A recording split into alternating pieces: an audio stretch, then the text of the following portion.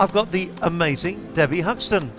How are you doing? I'm good, how are you? Oh, we'll get your mic up. There we are. We need you now. Lovely. There you are. Hello. I'm very well, thank you. Good. So you've been doing some keynote speaking today, then, I understand. Yep. And a good event for you? Yeah, it's a good event. It's very busy. Lots of stands, lots of great people, lots of interaction.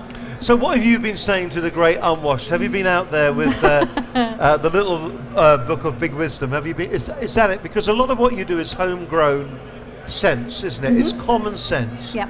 Why do we need someone to tell us common sense? Because we are suffering information overload right now. You know, there's so much information out there that actually we're swamped. And the biggest thing that I find people are being challenged by is they're actually being paralyzed by their own thinking because there's that much information out there. So it's almost like we're going and we're doing a bit of weeding and pulling it all out and actually going back to basics. So what is the typical thing that you would take out of somebody's sort of life or what they're doing in their business world? What would it be? Well, the first thing we look at is their thinking. You know, because your thoughts are driving everything. Your thoughts drive your emotions drive your actions, and your actions drive your reactions. So we're looking at their thinking. How is that affecting the results that they're having in their life, in their business? And what's the typical thinking that you see? Wow. I'm narrowing it down bit by bit. So the typical thinking is people have got that idea that I'm not good enough, I can't do it. Or actually they get to a stage in their business where they're very successful, they have the money, they have the cars, but they're not happy.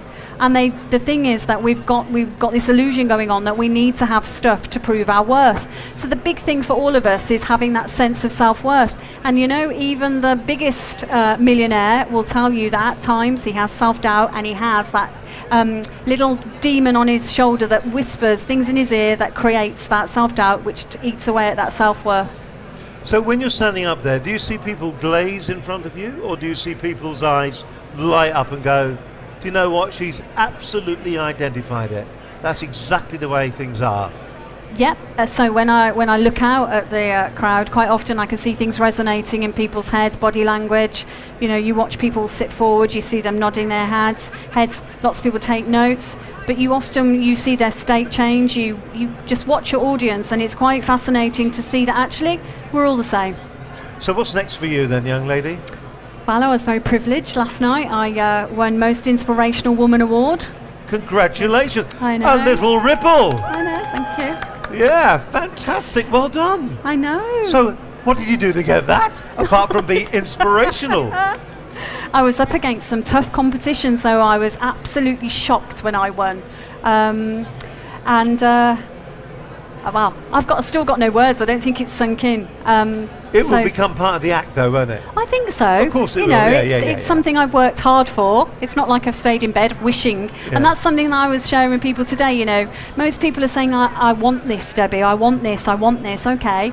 I wish I had this. I wish I had that. Okay. If you would just change those words, I want and I wish, to I will, everything changes. What about you? I mean, was there a turning point in your life where you felt to yourself, here I am at the moment, maybe what I need to do is move on? So you made that gear change, that shift change. Yeah. Did that actually happen to you, and what made it happen?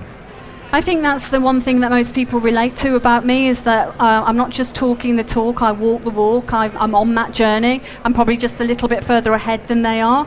And where I am right now has come from experience. So I made a change in my life based on the fact that I was an overweight, overstressed, overworked A&E nurse, and my son tried to kill himself.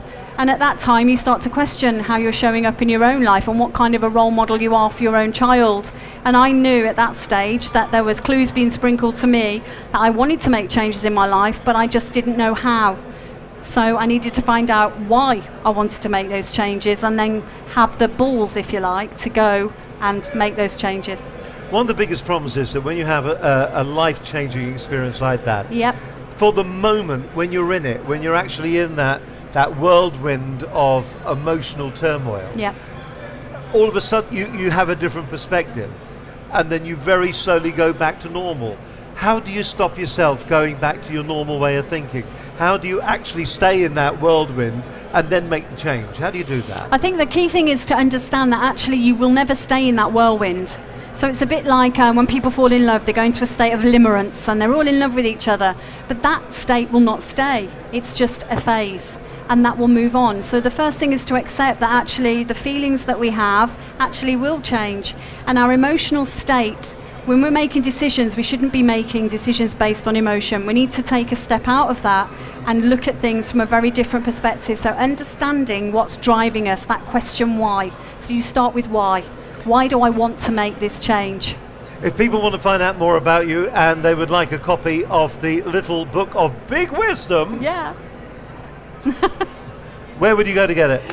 You can go to my website, which is debbie-huxton.com, or you can find it on Amazon, and I've just brought out 2015 calendars from pages of the book as well. Oh, fantastic. And finally, now, when you remind us this time again about the award you won, our small audience that we're not letting out of the building will give you a round of applause. Okay. Are you ready? So the award you won was? Most Inspirational Woman, sponsored by NatWest at the Venus Awards. A round of applause! Fantastic. Well done. Congratulations. Thank you. And as always, Deb, it's lovely to see you. Lovely Look to forward to see having you you back too. on the program too. Thank you. Thank you very much indeed.